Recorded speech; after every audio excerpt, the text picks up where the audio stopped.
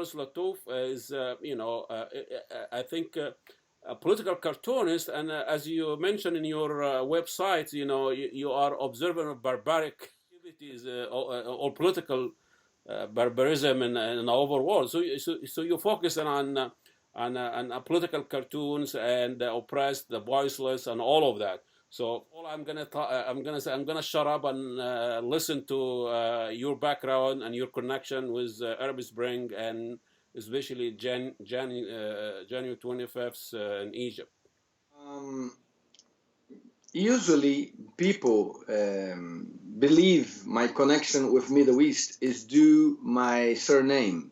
It's an Arabic surname, Latuff. My grandfather from my mother was Lebanese, but I didn't meet him. I didn't know him. He passed away before I could meet him. And my grandfather didn't teach anything to my family about Arabic culture, language, religion, anything. Absolutely anything. So if we can say I have Arabic roots, well, yes, but it had nothing to do with my decision to make cartoons about Middle East. In fact, my interest started when I visited Palestine in 1998, and everything happened almost by accident, because I made a cartoon. I used to make many cartoons and share with people. In that time, the internet was so new to me, so it was quite common to make cartoons about different issues and share with people, just to experience the power of internet. Because for me, I never, different from the new generations which born in the internet era, but I born in 1968, so internet to me was quite new, and I was too curious about that, so I made a cartoon about the settlers. Stop the hunting season. It was a settler shooting in the back, a Palestinian running away. And I searched on the internet Alta Vista, probably. In that time, there wasn't Google. It was Alta Vista. Yeah, the Brazilian have their own Yes, Brazilian exactly. online, not American online. Yes, exactly. Yeah. And I found an NGO, a Palestinian NGO, and decided to send to them. The Palestinian NGO was called, is still called, it still exists in Ramallah, Palestinian Center for Peace and Democracy. And they enjoyed that a lot. They say, Latuff, we made copies, distribute to people here. So if you are able to come, we're going to make a tour around the occupied territories for you to see how we live. So I saved some money and went to Palestine, to West Bank, and I spent around 15 days there. So I saw the Palestinian side, I saw the Israeli sides, I visited, for example, a settlement in Hebron. I talked to the settlers, I talked to the ordinary Israelis, ordinary Palestinians, activists, because in that time, the Palestinian cause was not my cause. It was just something I was in touch, I was curious about, and I was in touch and knowing, hearing people, etc. So if you spend 15 days or 15 minutes in Palestine, it's enough for you to have the whole picture. In that time, there was no division between Gaza and the West Bank, no separation wall, So I gave my word to Palestinians that back to Brazil I would produce cartoons exposing that situation. When I had contact with the Palestinian situation, it was like opening a door to the Middle East, to know other problems in Middle East. One of my reference was Naji Al-Ali, because the cartoonist not only devote his work to Palestinians, but also to criticize the Arab nations.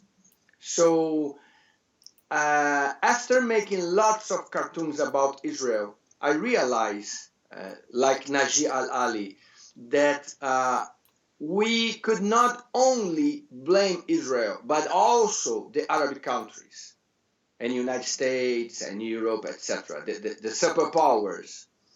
The situation in Palestine cannot be seen isolated from the geopolitical context in Middle East, etc., and new colonialism.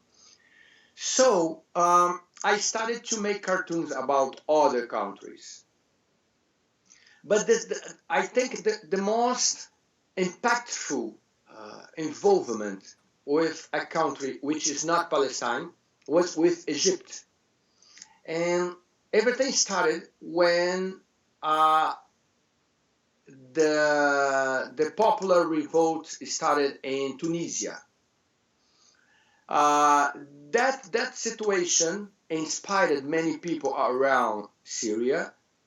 Around Middle East, also in Syria, in Syria, in Libya. But of course, we could discuss the way this popular uprising was hijacked by the superpowers. But this is another story. Another interview, yeah. This is another story. Yeah. So I was contacted by Egyptian activists. It was January 2023. I think it was 2 days prior of the protesters.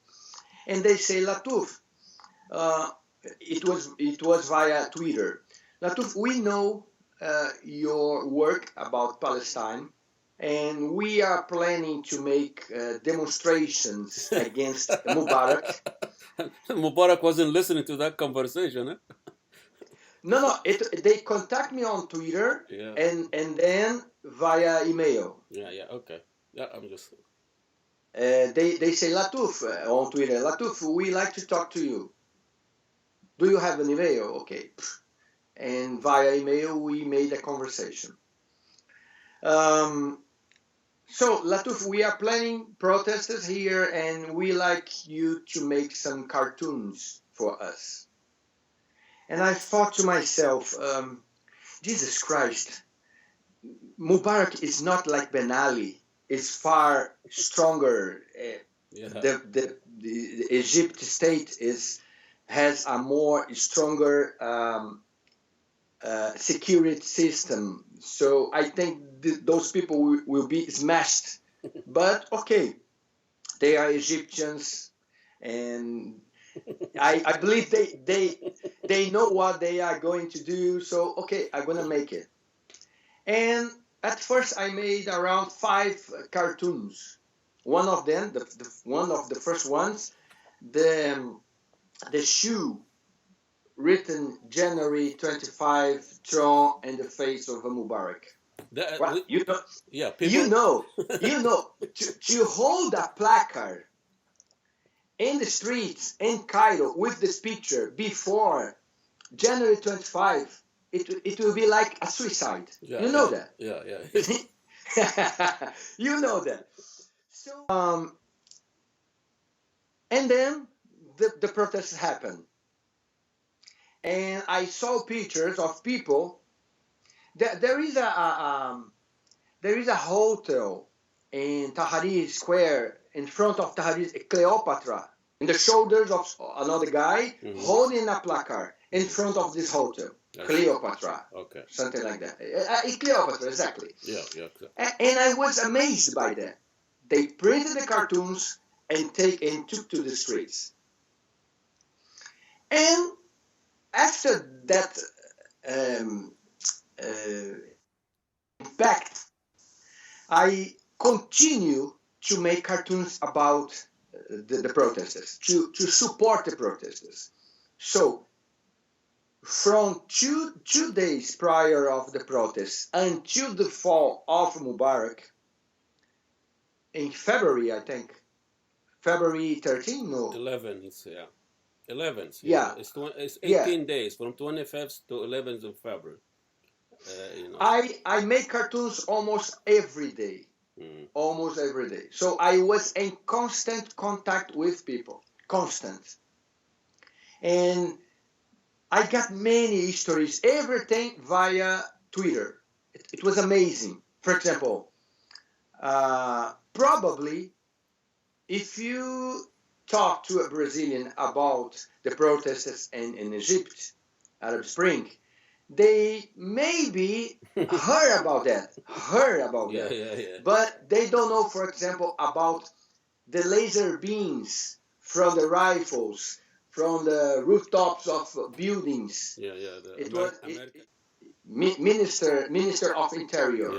The black guys with rifles. And I got reports from people being hit in the streets by green laser beams. Those are the sniper of the exactly snipers, exactly. So I got many details. For example, the Camel War, the Muqtada with the CDs, and lots of things I learned from Egypt, politics in Egypt in that time. So to participate even at distance of this moment was one of the most important moments for me in my career and my life. And after the fall of Mubarak and the rise of the generals, the SCAF, I continue to make cartoons about SCAF day after day until the elections. Those are the supreme army that took over after Mubarak. Exactly. I continue Tantawi. I continue to make cartoons about Tantawi. it's very easy. Lots of cartoons. Very easy to make cartoon about Tantawi. So you didn't work hard on that one. Those generals are living caricatures. They are. Yeah, there are live characters. Yes. But tell me. I really, when I was introduced to you and your cartoon, I thought you were there. It's really kind of there. Many people believe that. Yes. So it really vivid. It's insightful, and it's like you understand the issues. You understand the street in Egypt. How do you do that as an artist? First of all, you were called in Egypt الثوره, the cartoonist of the revolution. Yes. So you earned a name, and one of it because you really chronically told the story that was not told in the mainstream media and all of this. You told chronically the story, and you follow it closely. So how do you? The problem is probably many Egyptian cartoonists could make the same work, but they could not in Egypt because they could be arrested or killed. So I remember Ganzir, an artist called Ganzir. Egyptian living in Egypt. He made a design, illustration representing the military, and the guy was arrested. So imagine if the guy could make some cartoons similar to mine, to my cartoons. Well, people been, journalists been killed and arrested, and they are on the street, so they are willing to to put themselves on the line, Exactly. Ahmed Negmi and Khalid, a lot of artists and politicians were involved in the revolution. Your question is how I managed to make cartoons so accurate about the situation in Egypt in that time. Well, you are far away.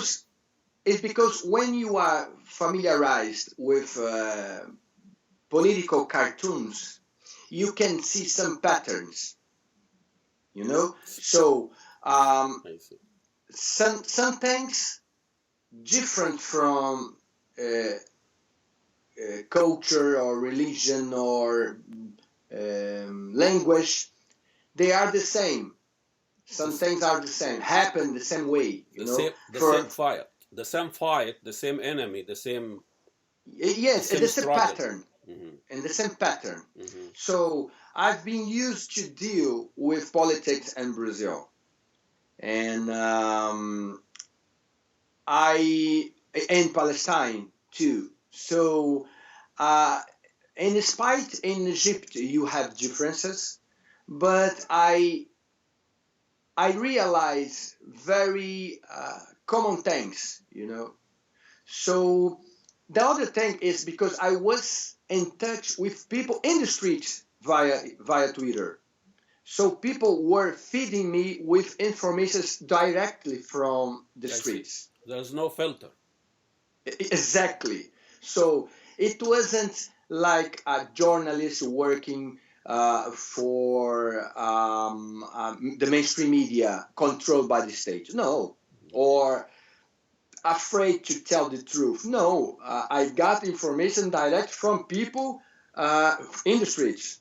So that's why I was able to make cartoons more accurate about the situation there.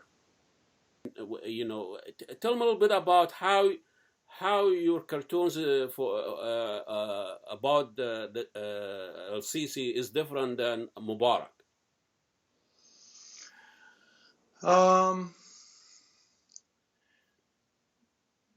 If I could make a metaphor, I could say I was in a honeymoon with the Egyptians, but I broke because something happened that really made me upset. Well, as I said, I follow all the events from the beginning of the protest until the end of the Mubarak regime and the SCAF and the elections and the Brotherhood. What's the name of the guy of Brotherhood? The president? Morsi, Mohammed Morsi. Morsi, yes. Okay.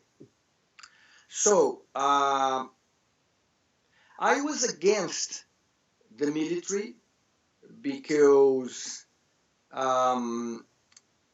they put the soldiers, the tanks, to smash people in the streets, like in Maspero massacre. Mm-hmm.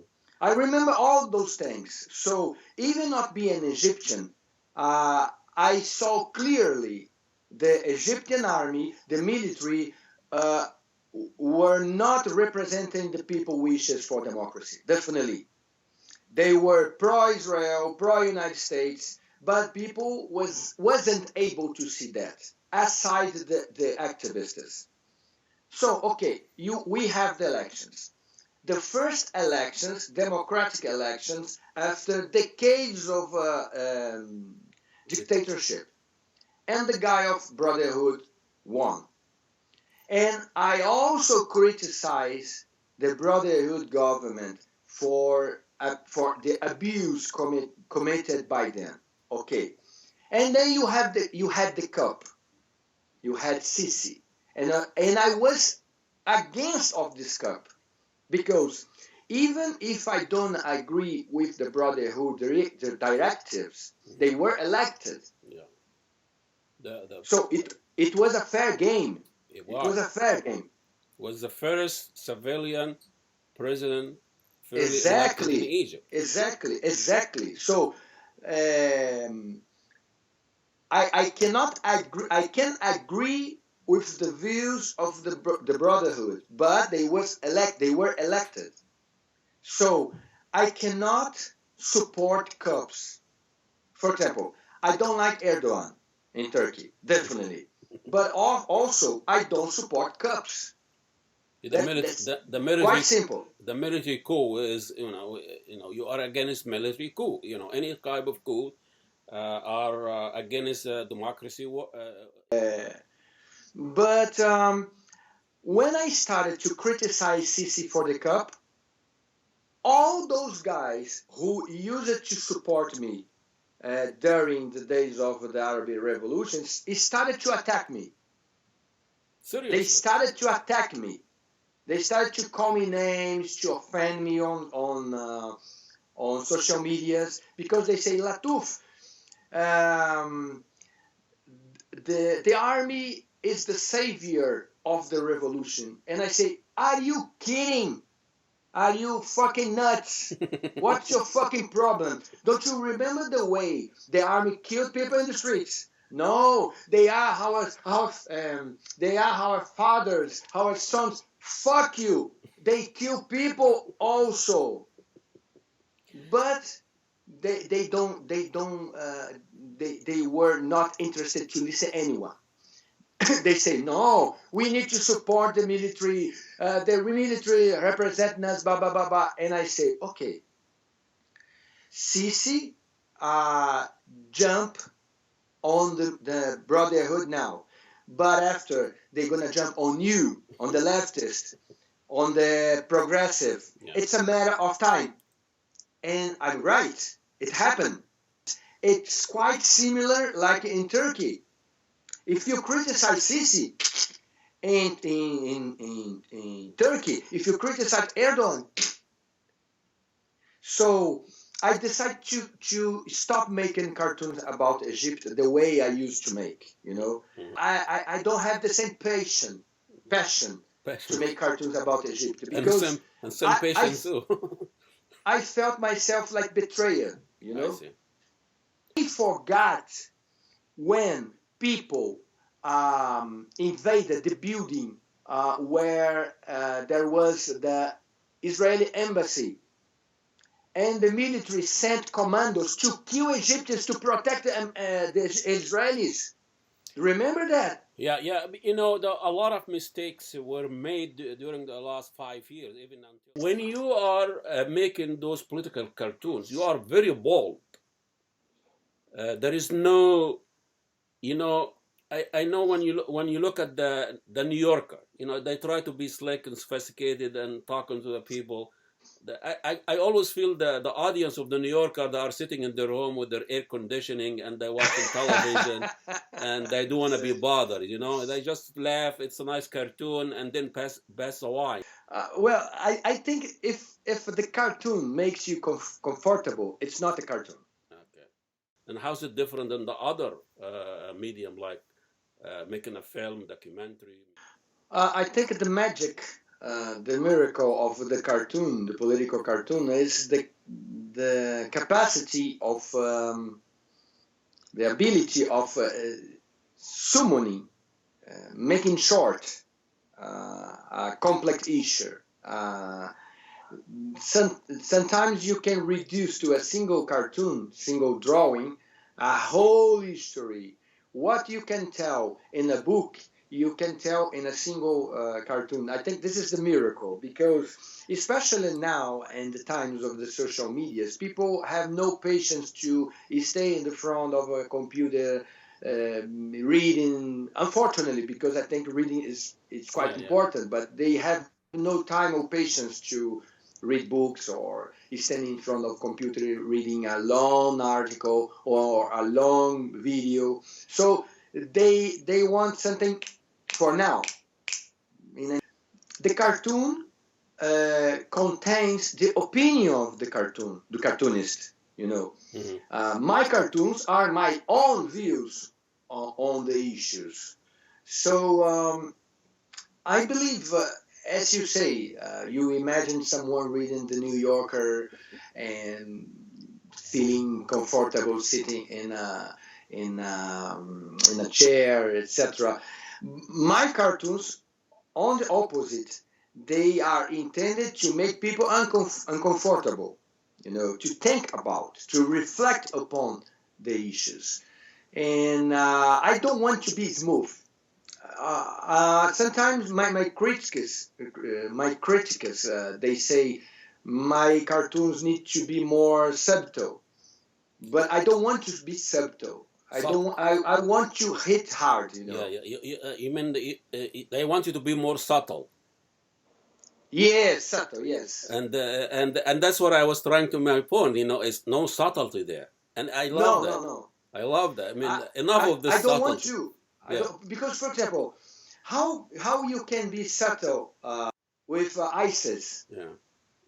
The situation is not smooth. It's not subtle, as you say. Yeah. They are hard. Yeah. They are on your face. When I was watching you and following you, and that was also during the time when Western cartoonists were fixated on drawing the prophet, and it was a big. You didn't play that game, and you are focusing on people oppressed, the voiceless, and all of that, and that's why a cartoon like you is very important to tell a different story than what is available there in the Western media. So we really appreciate your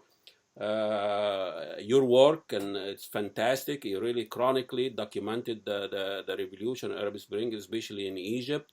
And don't give up on in Egypt and Egyptian. They've seen it. It's a very old country, and they've seen it all, and they'll come back, and then we'll have you again to talk about toppling another dictator in Egypt. And we wish you luck. Inshallah. Inshallah.